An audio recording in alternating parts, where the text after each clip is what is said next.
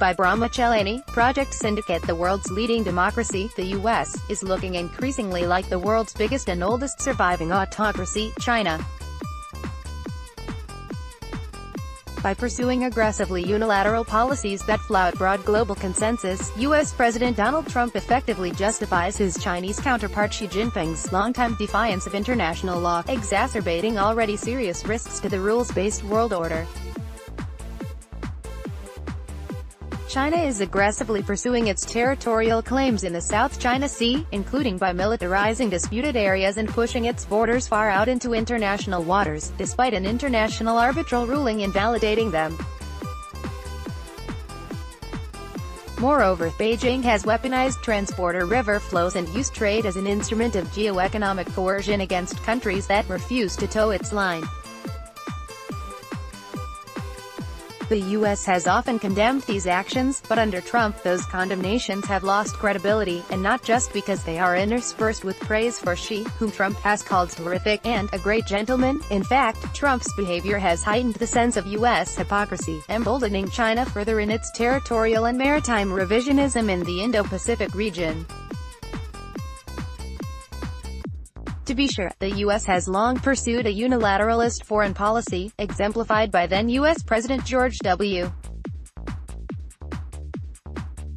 Bush's 2003 invasion of Iraq and then U.S. President Barack Obama's 2011 overthrow of Libya leader Muammar Gaddafi's regime. Although Trump has not yet toppled a regime, he has taken the approach of assertive unilateralism several steps further, waging a multi-pronged assault on the international order. Almost immediately upon entering the White House, Trump withdrew the U.S. from the Trans-Pacific Partnership (TPP), an ambitious 12-country trade and investment agreement brokered by Obama. Soon after, Trump rejected the Paris Climate Agreement, with its aim to keep global temperatures well below 2 degrees Celsius above pre-industrial levels, making the U.S. the only country not participating in that endeavor.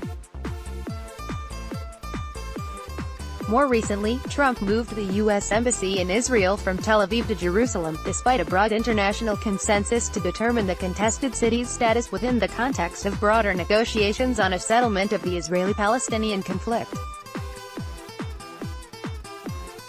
As the embassy was opened, Palestinian residents of Gaza escalated their protests demanding that Palestinian refugees be allowed to return to what is now Israel, prompting Israeli soldiers to kill at least 62 demonstrators and wound more than 1,500 others at the Gaza boundary fence.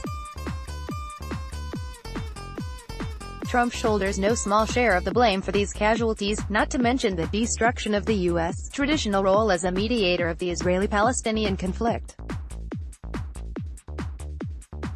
The same will go for whatever conflict and instability arises from Trump's withdrawal from the 2015 Iran nuclear deal, despite Iran's full compliance with its terms.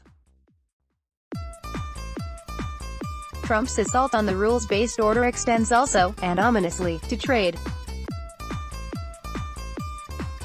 While Trump has blinked on China by putting on hold his promised sweeping tariffs on Chinese imports to the U.S., he has attempted to coerce and shame U.S. allies like Japan, India and South Korea, even though their combined trade surplus with the U.S., $95.6 billion last year, amounts to about a quarter of China's.